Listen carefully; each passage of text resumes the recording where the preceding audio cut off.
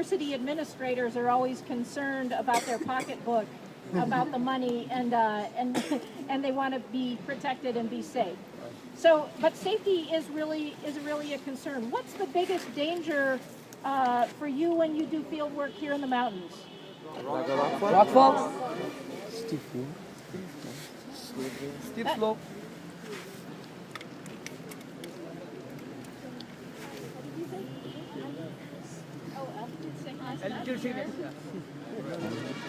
What's that noise we hear in the distance?